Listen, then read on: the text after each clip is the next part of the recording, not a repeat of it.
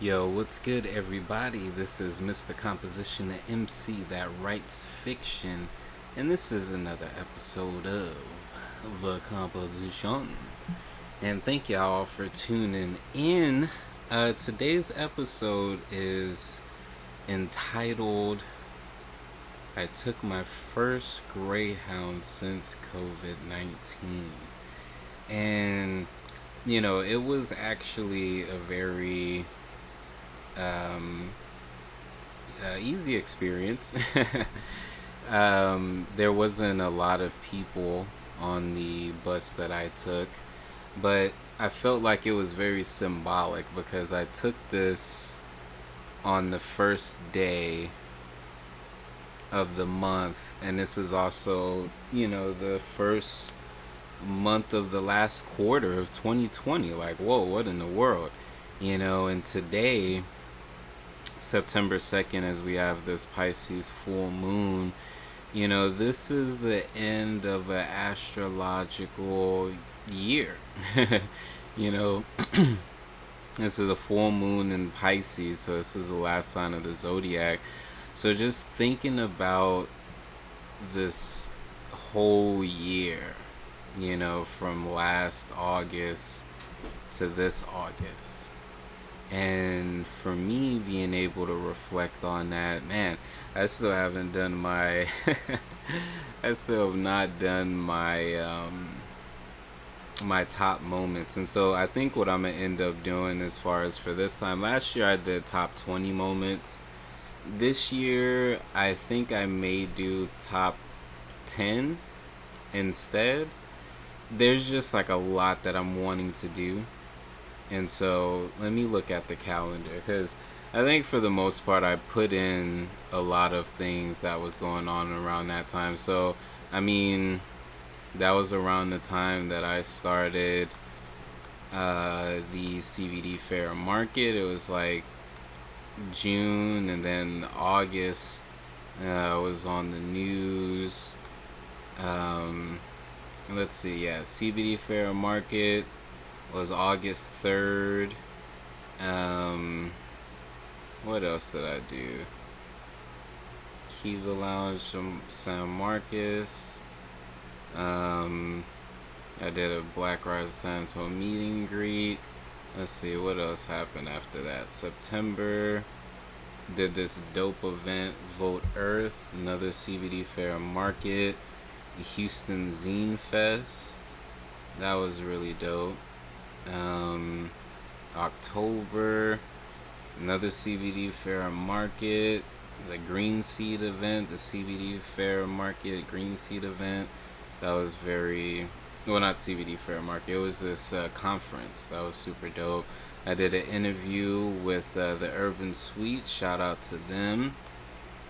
See, November, um, Texas CBD fair market again. This dope CBD show. Um, let's see.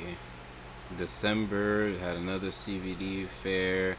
Had another dope event with that. Then we get into January of 2020, and then we get like things just going. I wouldn't say like it just definitely completely obliterated a lot of what was going on. Like, goodness gracious. The cool thing is that I am able to see how often I was in maneuvering at hotels and different things like that. So, did the CBD fair market online, started that. So, I mean, just on the calendar look, it was definitely a very jam packed year. A lot that went down, honestly. But, the feeling that I felt leaving on this Greyhound, it kind of unlocked some of the possibilities for, traveling during this time, and then making sure that I'm healthy, to maneuver through. This is a day where the main thing I wanted to do was get out this podcast because that was a part of this 90-day challenge, so being able to do that is super important to me. Being able to, have this go around, I'm gonna take it easy because of this full moon, and just kind of think about what I want this next year to be in general, astrologically, and also what I want this fourth quarter to be. This 90-day challenge has been really dope when it comes to consistency. I've at least dropped the podcast. There may be like a day or two where I don't share it everywhere, but if you're following the podcast, then you've heard it and I've seen the plays, so I appreciate it. And y'all can actually leave little voice memos. If you're on the Anchor, you can drop a little voice memo. I'll put it in the next episode. Um, what else do I want to get out on this episode? Today I just really am wanting to sit down with what it is that I want. There's some focus points that I need to have. There's a lot that I do, but being able to focus more on the things that really benefit, so I mean, on the media front, I have several series. I have the CBD Fair Market interviews.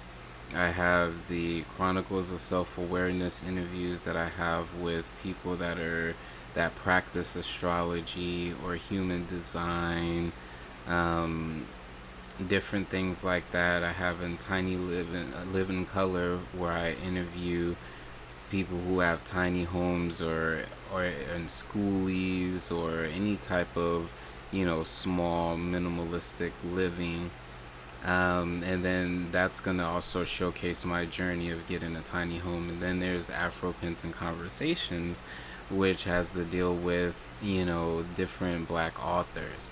And then there's also everything that I do with my music and everything like that. So it's I have a lot of content, basically. One of the things that me and Kenya was talking about, and I may use this as an episode for tomorrow to actually go more into it, but in one of the products that I'm currently creating is, the composition pain rubs. So CBD pain rubs that you'll be able to put on. And so with the flower, there's this method of extraction called decarboxylating, and so it's a kind of like it could be an all day process, but I was saying that that same thing applies to content creation and editing and different things like that. Kenya was mentioning, the editing aspect of it. And I was bringing up just content in general. What is that particular process that needs to be done? For me, it's I have these spurts where I go super hard, and I realize, like, on the human design aspect, I'm a projector. Projectors think that they're generators, and generators have a lot of energy. They have that energy to be like, yeah, we're gonna keep on going and going and going and going. Projectors, they don't have that energy. They have very focused energy, but a lot of them feel like they're generators, or that they have to be generators, because statistically speaking, the majority of people are generators, but that's not what I am. That's not what I am. So understanding how my energy works, like, I do a lot of different things, but it is realizing that there has to be a system in place for me to be able to get the things that I need to get done daily, and that gives me enough energy to be able to recoup. This isn't like a health thing. It's that when I deliver aspects of me, you know, it's very focused increments. There's people that have the energy like generators to keep on going, going, going. And there's some people who have this bundled up energy. And so they can do that and then they have to recoup to be able to do that some more. That's just how our particular strategy goes. It doesn't mean that we need to always drop it to depletion. No, not at all. That's not what that means. So yeah, I wanted to get this podcast out, really continue doing the 90-day challenge. We are in week 3. And after that, we'll have 12 more weeks to go. So being consistent with this, dropping this, and doing what needs to be done is super dope. So glad y'all are tuned in. If you like this, go ahead, and if you're watching this on YouTube, hit the subscribe, hit the like. If you're listening to this on your favorite podcast platform, add the composition to your list. These are dropping daily, Monday through Saturday. And yeah, so you like what you hear, there's definitely ways to support, show your appreciation by the description. I got my shop, dapcho.com/shop. Got CBD, there's music, mrcomposition.bandcamp.com, 9 albums, some are free, some name your price. Got t-shirts, got a book, and there's the old-fashioned just donation. So all of those are available in the description section. I definitely appreciate all of y'all for tuning in. It literally helps me continue going. The fact that I got listeners, I appreciate y'all. So I want to, make this better. The more and more that I'm doing it, the more and more consistent that I'm being, naturally a lot of things are going to organically change. But you want to be consistent. That's what this challenge is all about. So give a like for consistency. Again, this is Mr. Composition MC that writes fiction. Peace.